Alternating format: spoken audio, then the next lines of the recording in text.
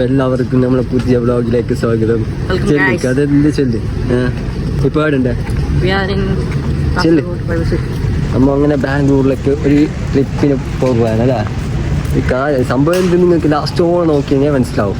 അപ്പോൾ ബാംഗ്ലൂരിലേക്ക് പോകുന്ന ട്രെയിനിന് കാക്കുന്ന ട്രെയിൻ 6 മണിയാകുമ്പോൾ ട്രെയിൻ വരുന്നതെന്ന് തോന്നുന്നു. അങ്ങനെ നമ്മൾ പിന്നെ പറഞ്ഞു ബ്ലോക്കും കാര്യങ്ങളെല്ലാം ആയിട്ട് ഇപ്പോൾ മഴ കാരണം റിക്ഷ പിടിച്ചിട്ട് വന്ന് പിന്നെ റെയിൽവേ സ്റ്റേഷനിലുണ്ട്. അപ്പോൾ 6 മണിക്ക് ട്രെയിൻ എന്ന് പറയും. അങ്ങനെ നമ്മൾ ആട്ടോളോട് ഇരിക്കാനല്ല, വേറെ വഴിയില്ല.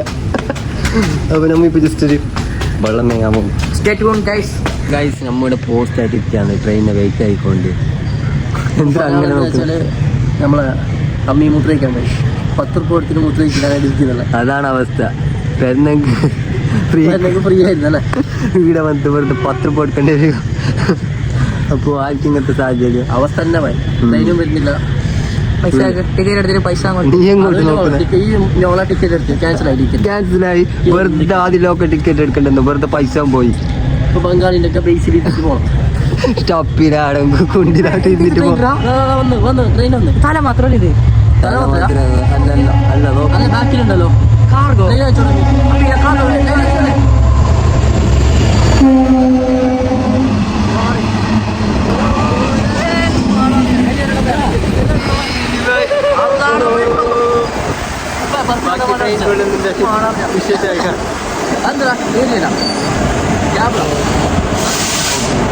സൈഡ് സീറ്റ് ഒന്ന് കിട്ടി നമുക്ക്.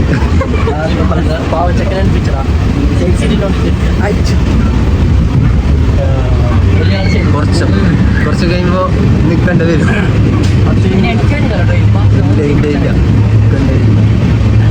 ഭാഗ്യത്തിലൊക്കെ എല്ലാ ആളില്ല. മംഗലാരത്തുമ്പോ തുടങ്ങി ക്യൂ നിൽക്കാൻ. ഇപ്പൊ എത്തില്ല.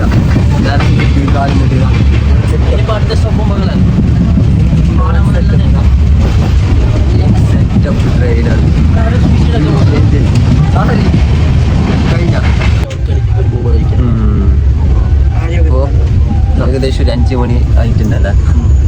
നല്ല വർക്ക് പറഞ്ഞു.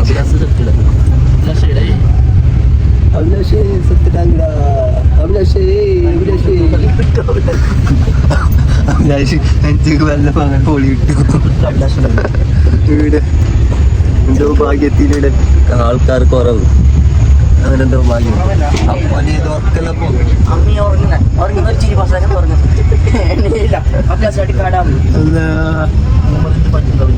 ഏകദേശം 10 മണിക്കൂർ എടുക്കാതായി ട്രെയിനിൽ നിന്ന് ഗോൾഡായി.